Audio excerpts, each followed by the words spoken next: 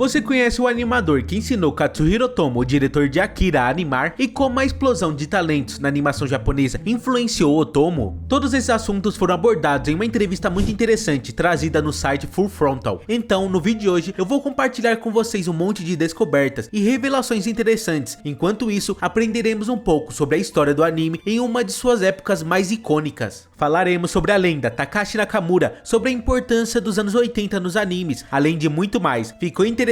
Então não sai daí!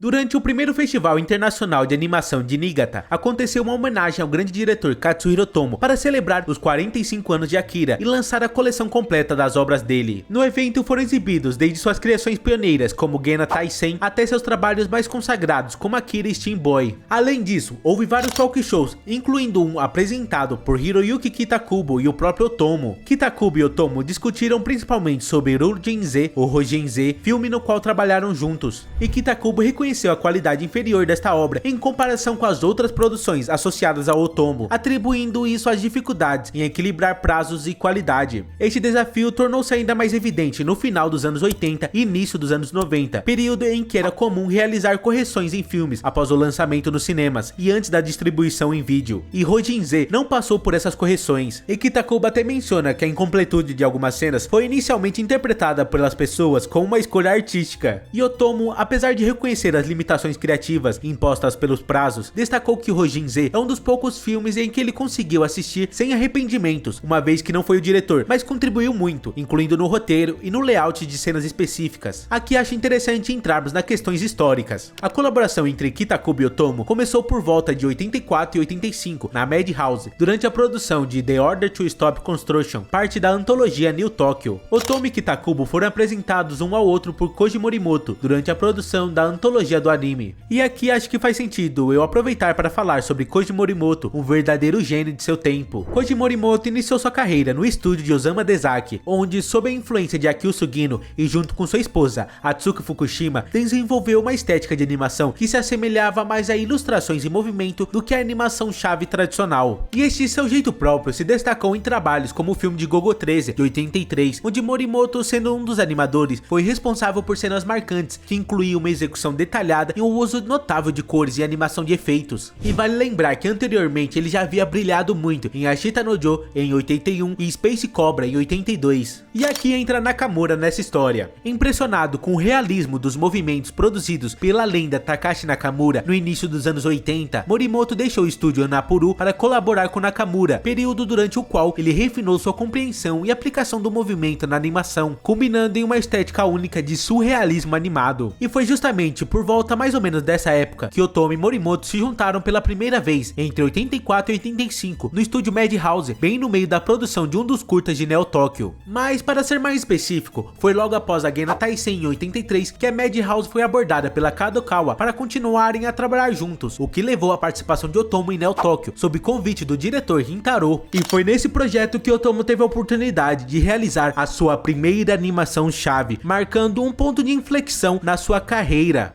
リンさんから、ゲンマをやらないかっていう話があって、ゲンマ好きでしたからね昔から、デザインキャラクターデザインやらないかっていう話で、じゃあいいですよっていうことで、それからですねのめり込んじゃったというのはね、一番大きいのは集団作業でしょうね。その漫画っていうのは個人作業で、ところがさアニメーションっていうのはその絵を描く人間がいっぱいいて、その一緒に仕事をするわけですよね。例えばアシスタントを使うっていうのとはやっぱ違うんですよね。アシスタントっていうのは自分の要するに仕事を手伝ってもらうっていうことなんですけど、アニメーションに行くと同じように同列でみんな仕事をしてるんでね、それに非常に上手い人がいっぱいいましたんでね、それはまず驚きましたよね。驚いたしね、楽しかったんですよ。すごいそのみんなで絵の好きな人しか集まってないわけですからね。まあやっぱりその孤独な作業をしてるところからああいうところ行くとそういう風になっちゃいますよ。よくないですけど Durante a produção de The Order to Stop Construction, um dos curtas de Neo Tokyo, Otoma criou uma cena notável em que um robô com falhas serve refeições bem mal feitas a um personagem confinado. Naquela época, Otoma era praticamente um iniciante no campo da animação, sem conhecimento sobre técnicas essenciais como o time correto para as cenas, resultando em animações com movimento excessivo. Foi Takashi Nakamura quem orientou Otomo nesse aspecto fundamental, ensinando-o a balancear a quantidade de movimento com o número apropriado de desenhos. Otomo reconhece Nakamura e Rintaro como seus principais mentores, que o introduziram respectivamente às técnicas de animação e direção. Acho que isso explica um pouco porque Otomo foi um artista tão impressionante, afinal ele foi ensinado por dois dos maiores de todos os tempos. Dois dos maiores? Você pode estar se perguntando, e sim, Nakamura e Rintaro são tidos como lendas para qualquer artista na indústria. Rintaro solidificou a sua posição como um dos melhores diretores de anime para TV nos anos 70 e posteriormente nas décadas de 80 e 90, por seu foco em filmes e OVAs, que são vídeos animados originais. Rintaro é muito importante para o mundo anime, porque ajudou a melhorar muito a animação japonesa. Ele teve um papel grande no sucesso do estúdio Madhouse, que é um dos mais importantes estúdios. Um dos marcos na carreira de Rintaro foi o filme Genna Taisen, que eu já mencionei, de 83, que não só destacou a Madhouse como um estúdio de animação de ponta, mas também reuniu uma equipe de animadores excepcionalmente talentosos. Entre eles estavam veteranos como Takuo Noda e Yoshinori Kanada, bem como jovens promissores como o próprio Otomo. E em Genna Taisen, Takashi Nakamura teve um papel crucial, trabalhando como animador. A sua atuação neste filme destacou-se por sua habilidade em criar animações detalhadas e expressivas, especialmente no que diz respeito à animação de personagens e efeitos. Nakamura é conhecido por seu estilo único, que frequentemente incorpora elementos realistas e uma atenção meticulosa aos detalhes, tanto em movimento quanto em expressão. No Genna Taisen, Nakamura foi responsável por algumas das sequências mais memoráveis, ajudando a estabelecer o tom visual do filme e a dinâmica do filme. Mas a sua contribuição não se limitou apenas à qualidade técnica, mas também à inovação artística, trazendo novas abordagens para a animação de efeitos e personagens. Isso inclui técnicas que se tornaram influentes na indústria, como a animação fluida de poderes psíquicos, que eu tenho certeza que você já viu por aí. Otomo não poderia ter tido um professor melhor, e nesse sentido, acho interessante o equilíbrio artístico entre os estilos de Nakamura e Otomo, e isso é exemplificado em como The Order to Stop Construction reflete intensamente a essência de Otomo. Temos aqui a habilidade de Otomo em criar mundos ricos e visualmente impactantes, junto com personagens de movimento complexo, que operam em cenários futuristas ou distópicos. Naquela conversa apresentada por Kitakubo e Otomo, algo muito interessante é que Kitakubo também manifestou a sua admiração pelos funcionários e colaboradores de Otomo, especialmente Nakamura e Koji Morimoto, e comentou sobre o período especial na animação japonesa, marcada por surgimento de animadores excepcionalmente talentosos e o advento dos OVAs. E essa inovação na indústria beneficiou diretamente Otomo. Caso você não saiba do que eu estou falando, bora para um breve resumo da história do anime. Durante os anos 80 e início dos anos 90, a animação japonesa vivenciou um florescimento criativo, impulsionado tanto pelo talento individual de animadores quanto pelo surgimento de novas plataformas de distribuição. Lembre-se que essa é uma era pré-internet, então ao contrário da série de televisão e filmes que necessitavam do apoio de emissoras e distribuidoras para alcançar o público, os OVAs podiam ser diretamente comercializados para as pessoas e fãs. Isso permitiu aos artistas uma liberdade artística sem precedentes, pois eles não estavam mais restritos pelas exigências comerciais e censura das emissoras de TV. Essa liberdade criativa abriu caminhos para experimentações em termos de narrativa, estilo e expressão artística, atraindo um público ávido por conteúdo, entre aspas, mais maduro e sofisticado. E um dos aspectos mais notáveis dessa era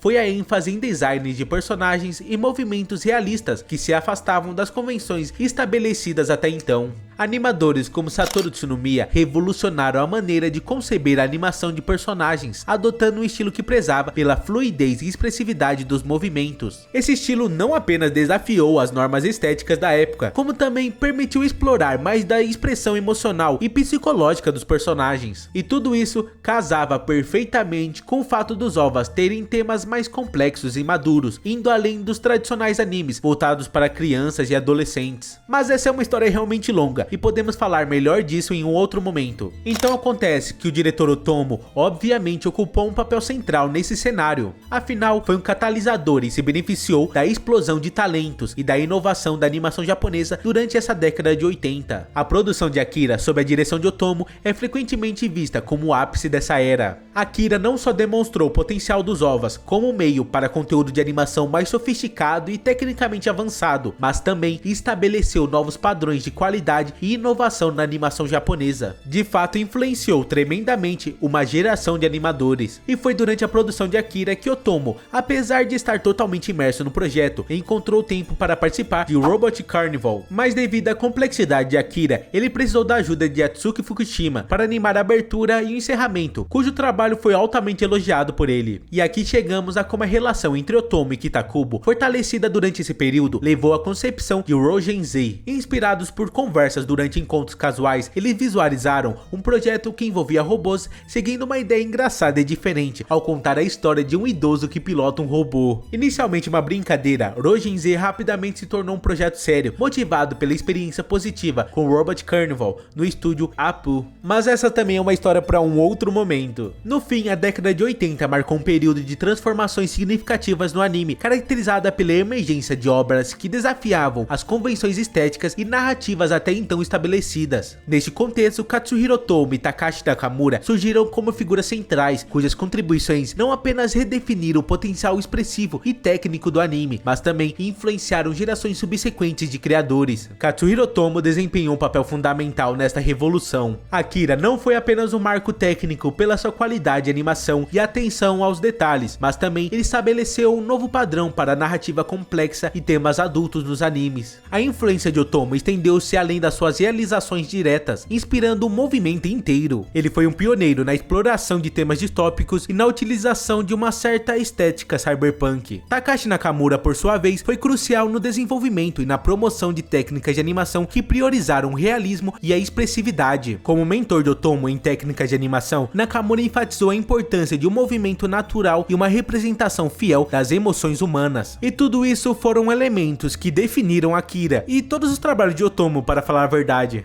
Mas por hoje é isso, pessoal, espero de verdade que vocês tenham gostado do vídeo de hoje. Demandou uma certa pesquisa para fazer, então se vocês quiserem que eu continue e consiga trazer mais e mais vídeos como esse, não se esqueça de deixar o like e se inscrever no canal. Eu vou tentar aumentar a frequência de vídeo aos poucos, então se você não quiser perder nada, já se inscreve aí. Então é isso, obrigado por ver o vídeo até aqui e nos vemos na próxima semana.